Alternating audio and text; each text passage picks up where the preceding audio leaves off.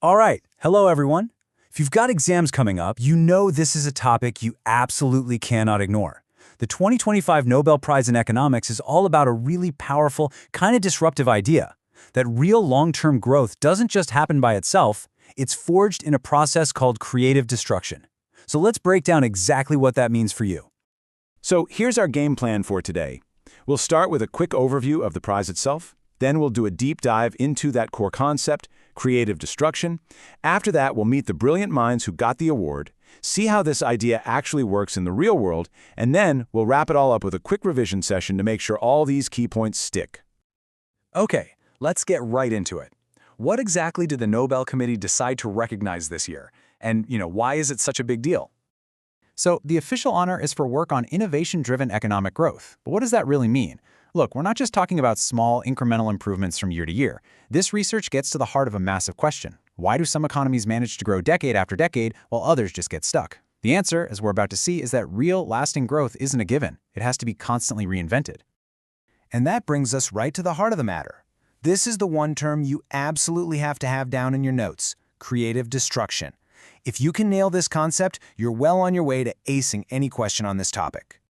So what is it? Well, think of creative destruction as this constant cycle where new things, new products, new technologies, new ways of doing things come along and make the old ways obsolete. Just like how streaming completely wiped out video rental stores, or how your smartphone replaced like a dozen other gadgets.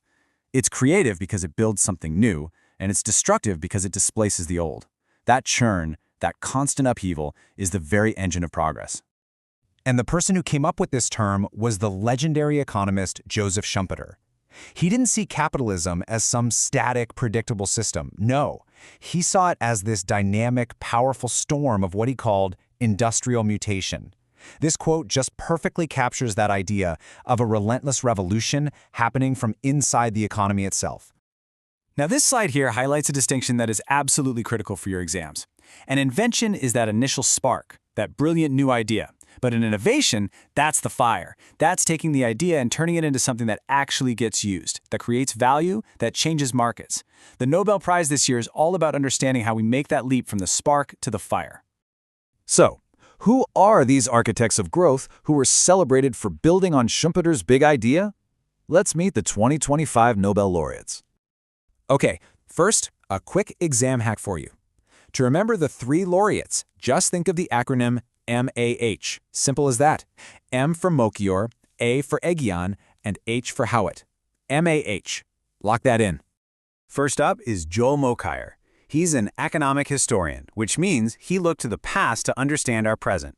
He dove deep into the Industrial Revolution to figure out what the essential prerequisites for growth were, and he found it wasn't just about new machines. It was about having a society with a culture of growth, a society that valued scientific thinking and was open to new, sometimes scary, ideas. His work helps explain why the world finally broke out of centuries of economic stagnation. And next, we have the team of Philippe Aghion and Peter Howitt. Now, what they did was brilliant.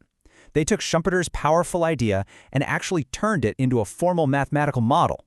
Their modern work argues that this whole process is the key to solving today's biggest challenges, from climate change to avoiding that dreaded middle income trap where a country's growth just stalls out. And crucially, they put a huge focus on growth with equity, making sure that the benefits of all this innovation are shared by everyone. Okay, so this all sounds great in theory, but what does it actually look like out in the wild? Let's connect this Nobel-winning idea to the real world with some crucial data. So, every single year, the World Intellectual Property Organization, that's WIPO, releases the Global Innovation Index. Think of this as the world's annual report card on innovation. It measures and ranks countries on how good they are at creating the conditions for creative destruction to happen. So, who's at the top of the class? Well, have a look. For 2025, Switzerland is #1 again. They're followed by Sweden, the US, South Korea, and Singapore. The interesting thing here is the consistency. These are economies that have really mastered the art of building ecosystems that let innovation flourish. And that, of course, brings us to the big question. Where does India stand? In the 2025 index, India is ranked 38th, and this is a really big deal. It shows a steady, impressive climb up the ranks. The report actually points to India's growing knowledge economy and increasingly sophisticated market as the key reasons for this success. So how do you keep climbing that ladder? This slide pretty much gives you the recipe. To turn innovation into real, widespread economic growth, you need these 4 pillars: strong institutions to protect ideas, great human capital and research, solid infrastructure, and of course, a sophisticated business environment to bring all those great ideas to the market. Okay, let's bring it all home. This final section is your one-stop shop for revision. Everything you absolutely need to know for the exam, all condensed and ready for your notes. First up, the people and their work. You've got to remember Schumpeter, he's the guy who started it all. Then Mokyr, the historian who looked at the culture of growth. And of course Aghion and Howitt, the modern theorists who built the mathematical model. Make sure you note down their key books too. Next, the key jargon. You must be able to define creative destruction and what's known as Schumpeterian growth. And please, do not forget that crucial difference between innovation and invention. You should also be able to connect these ideas to modern policy challenges, like getting past the middle income trap and achieving growth with equity.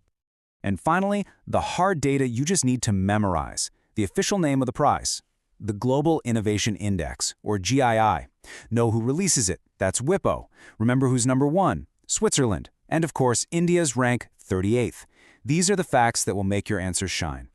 So, to wrap this all up, this Nobel Prize isn't just about economics history.